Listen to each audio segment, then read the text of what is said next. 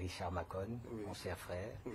Je salue également Frégis, et je suis ravi malgré tout, parce que l'heure est vraiment grave. Je suis ravi malgré tout de vous retrouver. Voilà, dites-moi Olivier Bibounissa, quel est l'état de santé des blessés?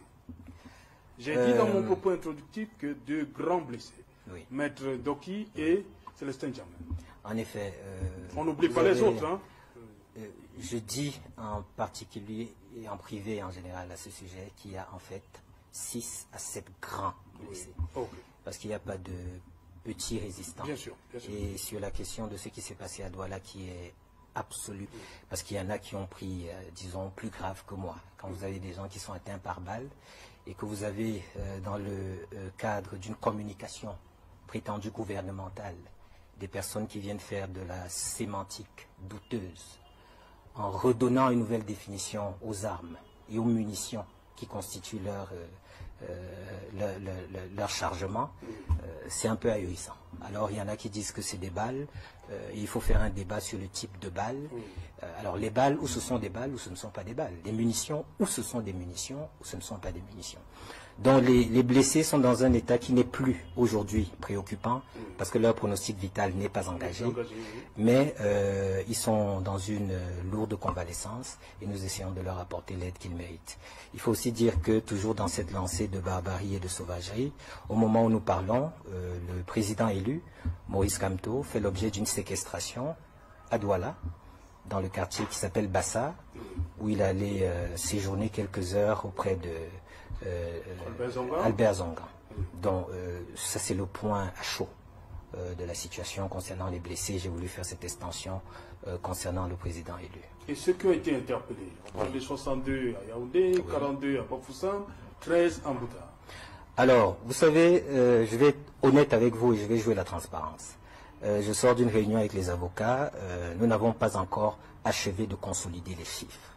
Mais sur Yaoundé, je peux vous dire qu'il y a... C'est plus que ce que le ministre de la Communication a donné. Écoutez, en faisant valoir les arguments de droit, nous en avons fait libérer certains. Donc l'arbitraire que ça peut entre samedi et aujourd'hui, beaucoup sont la situation a évolué. Et aujourd'hui, nous avons 16 personnes dont je peux vous garantir qu'elles sont encore détenues. Il y en a 14 qui sont détenues au commissariat central, il me semble, numéro 1, et qui vont être réorientés vers la DRPJ, je ne voudrais pas dire de bêtises. Mais ce qui est certain, c'est que 2 qui ont fait l'objet de garde à vue administrative, je parle de Valsero, Gaston Serval-Abbé, et puis Paul-Éric Kingué, qui ont été gardés à vue au GSO, et qui ont été aujourd'hui mouvementés vers la DRPJ précisément. Eux sont ceux qui n'avaient pas facilement droit ou à des visites ou à des échanges avec des personnes extérieures. Désormais, on espère que maintenant qu'ils reviennent dans le circuit ordinaire, c'est-à-dire la DRPJ, on espère qu'ils pourront être assistés décemment. C'est ce qu'on peut faire comme point concernant Yaoundé.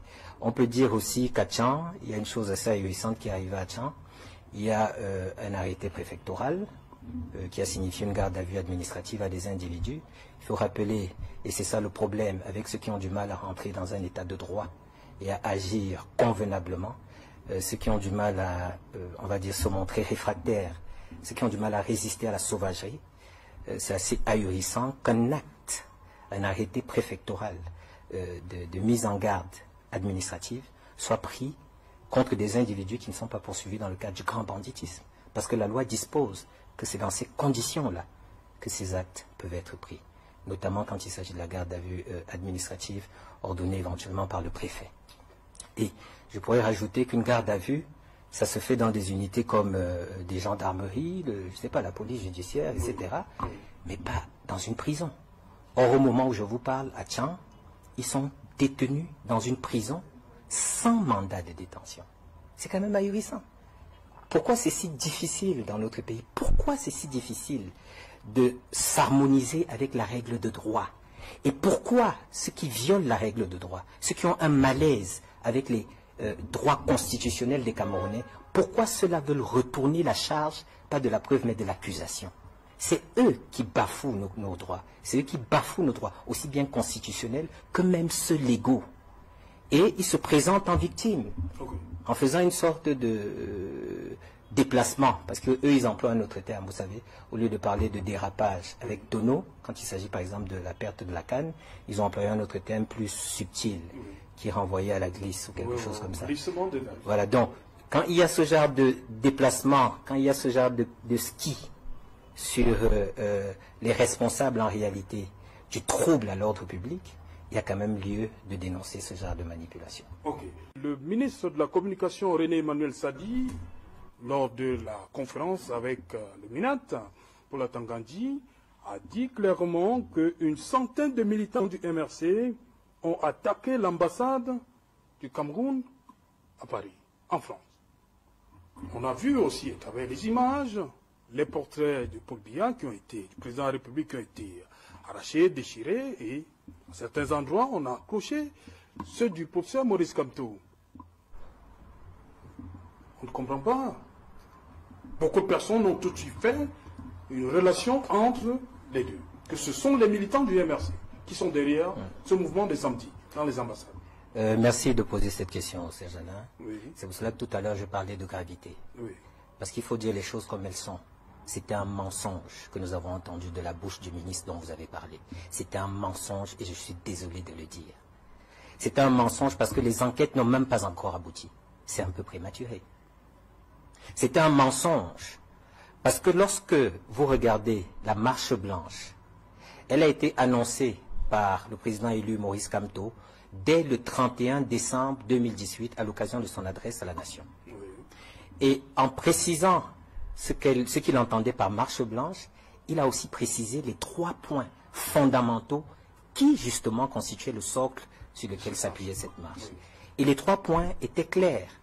C'était le non au hold-up électoral. C'était ensuite, il faut rappeler sur la question du hold-up électoral, que des faux PV brandis dans le cadre d'un simulacre d'audience devant le Conseil constitutionnel n'en font pas moins une fausse proclamation aboutissant à une fausse présidence. Et donc, qu'en l'état actuel des choses, ce déni de justice qui a été opposé à Maurice Kamto devant le Conseil constitutionnel reste à soigner. Pour lui leur faciliter la tâche en leur proposant de se récuser. Parce que les conditions de neutralité et un certain nombre d'autres règles qui sont propres à ceux qui doivent rendre des décisions dans ce genre de contentieux n'étaient pas réunies par bon nombre de ces conseils-là. Et ils ne se sont pas saisis de la perche qui leur était tendue. Et il y a même eu plus grave. Interrogé sur la récusation, le Conseil a répondu en révocation. Vous vous rendez compte? Oui. On est quand même devant le Conseil constitutionnel. Donc il y avait la question du hold-up électoral, c'était le premier point. Oui. Le deuxième point portait sur le non au hold-up de la paix dans les régions nord-ouest, sud-ouest, où le tout militaire est en train de triompher et où la volonté décidément dictatoriale et tyrannique du régime illégitime de Yaoundé entend s'imposer devant toutes les autres logiques. C'est une sorte de monologue institutionnel sauvage auquel nous assistons, où on accorde de la place qu'à la violence et encore la violence. Et le troisième point? Le troisième point, c'était précisément sur cette vaste opération mafieuse qui a consisté dans, soi-disant, l'organisation de la Cannes 2019. Et vous savez bien que dans le cadre de l'organisation de la Cannes 2019, il y a eu des marchés en gré à gré qui ont été attribués aux prestataires, aux différents prestataires qui ont été sélectionnés. Et ces marchés en gré à gré, dans des proportions majoritaires, l'ont été à la présidence de la République, à l'époque encore légitime, parce que le président sorti par les urnes y opérait au moment où ce dossier a été mis sur pied. Olivier. C'était les 3 points, si vous permettez. Oui, allez-y. Et il y a autre chose, Serge Alain, c'est très important, Oui. c'est que le plan national de résistance, depuis qu'il a été mis sur pied, toutes ces actions sont toujours publiées par anticipation, à l'avance. Elles sont rendues publiques à chaque fois. Et les piliers du plan national de résistance n'ont pas varié. Ils sont demeurés le pacifisme, la non-violence, des actes en conformité avec la Constitution et en conformité avec la légalité. C'est pour cela que dans un premier temps, la phase 1 du plan national de résistance se fondait sur l'exercice des droits constitutionnels. Parce que la Constitution est au-dessus des droits que nous détenons de par la loi. Et quand, en exerçant les droits constitutionnels comme ceux de liberté à la manifestation et d'expression, quand ils ont été utilisés et qu'on nous a argué qu'il fallait plutôt descendre d'un palier, c'est-à-dire au lieu de se situer au niveau constitutionnel, qui est la clé de voûte, il fallait descendre au niveau de la loi, on a dit soit, nous déposerons donc des déclarations dorénavant. Maurice Kamto l'a dit. Il dit, prenons au mot ceux qui nous disent que nous privilégions la Constitution au détriment de la loi. On en est à 200 à peu près déclarations de manifestation, toutes restées infructueuses. 200 et plus. Et nous sommes donc, face à cela, nous avons eu la démonstration de la mauvaise foi des autorités administratives qui agissent sous la gouverne du régime illégitime qui préside désormais par effraction politique ce pays. Okay. Et donc, dans le cadre du PNR, j'insiste, c'est très important, vous ne trouverez aucune action, aucune ligne qui renvoie au saccage des ambassades ou à je ne sais quoi. C'était un mensonge. Et ce mensonge est inadmissible de dire que ce sont des militants du MRC. Est-ce que le silence, vous n'avez pas fait une sortie pour vous désolidariser? Je tiens le flou. Serge Alain, oui. On se désolidarise d'une chose dont on a été antérieurement solidaire. Oui. Quand avons-nous été solidaires de quoi que ce soit à l'égard du saccage de quoi que ce soit? Mais quand?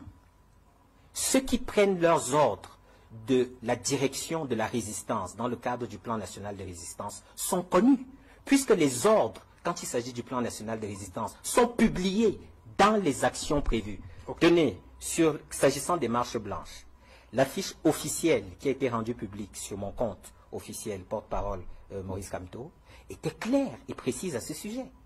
Il y avait même des petites astérix avec des consignes précises. Tout comme le caractère pacifique et non violent était là encore souligné. Il est curieux que dans une mauvaise foi criarde, deux personnes qui se prétendent membres d'un gouvernement, que nous disons d'ailleurs par ailleurs illégitime, viennent de façon éhontée tronquer la vérité de la sorte. Au point où les évidences sont non seulement niées, mais on diabolise et on jette l'opprobre sur des citoyens qui exercent un droit légitime, un droit garanti par la Constitution. Donc ce ne sont pas les militants du MRC. Ce ne sont pas des militants du MRC et nous ne les condamnons pas comme non plus nous ne les encourageons. Nous pensons que c'est un état de fait qu'il faut constater et il faut par exemple se demander où était l'ambassadeur du Cameroun au moment où notre ambassade était saccagée. Je me pose la question, juste en passant. Au fait, c'est qui notre ambassadeur à Paris? Vous me posez la question? Bon, c'est vrai que c'est vous qui posez les questions. Donc, je voulais clairement souligner ce point-là. Oui. Sur un autre point, avec votre permission, Serge Alain, c'est juste pour faire quelques mises au point. J'ai été tout autant ahuri et étonné parce que on parle de pédagogie. Vous voyez, c'est le charme de l'effet Maurice Kamto, ce que la Fondation Aya Paul Abiné appelle de Kamto Factor. Vous voyez, c'est le charme de cet effet. C'est qu'il y a un entraînement vers une société de droit, vers une société où la règle de droit régit tout et où l'arbitraire disparaît. On ne nous intimide pas avec des mesures arbitraires en ce qui nous concerne. Il n'y a que la Constitution qui est notre objecteur de conscience.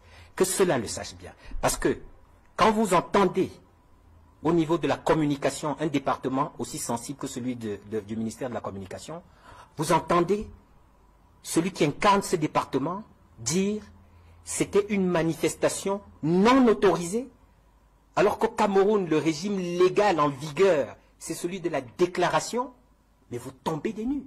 Et quand vous entendez d'autres, sur la même lancée, parler de manifestations illégales, faisant un amalgame grossier entre ce que l'administration, en vertu de ses pouvoirs réglementaires, interdit, et ce qui ne serait pas prévu par la loi, mais c'est ahurissant. Il faut le dire pour la gouverne des Camerounais. Une chose est illégale lorsque la loi ne la prévoit pas. Or, la loi prévoit les manifestations. Il faut donc trouver un autre terme. Si on veut qualifier une manifestation sur laquelle il y a des griefs. Mais on ne devrait pas l'enseigner à des personnes de cet acabit-là. Fréjus, je voulais dire que sur déjà la période de la campagne présidentielle, Maurice Kamto, en tant que candidat à l'époque, a opéré à plusieurs recadrages. Il est même allé jusqu'à énoncer les 5 règles d'or de l'usager des réseaux sociaux. Et ces 5 règles d'or étaient claires. Il disait 1. Ne répondez jamais sous l'effet de la colère ou de la rancœur. Il incitait tous les usagers d'Internet à faire preuve de tolérance, de courtoisie et d'être dans le débat. Des recadrages de cet ordre-là, il y en a eu 2 ou 3. Moi-même, il m'a mandaté à plusieurs reprises, dans le cadre de conférences de presse et de prises de parole publiques, pour faire ce travail pédagogique qui a été fait. Donc, le parti pris non violent et manifestement pacifique du plan national de résistance est en fait la cerise sur le gâteau de cette profession de foi et de ce parti pris pour des actions non violentes et pacifiques. Donc, il n'y a pas à se désolidariser, parce que je répète, il n'y a pas eu solidarisation en amont. Un autre point qui est tout autant important, c'est que qu'on ne fasse pas de procès en sorcellerie. Je vais vous faire voir une capture d'écran que j'ai dans mon smartphone. Au lendemain de la conférence scandaleuse des 2 membres qui incarnaient la communication du régime illégitime, il a été brandi une menace de dissolution du MRC. Et moi, j'ai fait une capture d'écran où quelqu'un, avec une photo de profil sur laquelle c'était marqué « La force de l'expérience », disait, je cite, « Il faut fermer la tontine ethno-bami ». Il a dit, avec en photo de profil, « La force de l'expérience ». Alors on va porter plainte à celui qui incarne cette force de l'inexpérience déguisée en force de l'expérience et en disant que c'est lui. Vous voyez?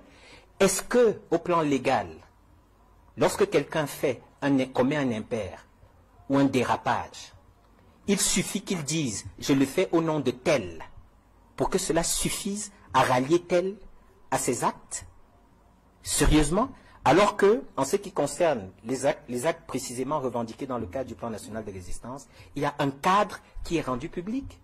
C'est une manipulation grossière. Il ne faut pas distraire les Camerounais, les insulter, en essayant de faire en sorte que, en présentant les choses, en les montant en épingle à cheveux, on se dise que, bon, voilà, les Camerounais vont tomber dans le panneau. Ceux qui ont dit que c'était des militants du MRC, ce sont des menteurs, je le réitère.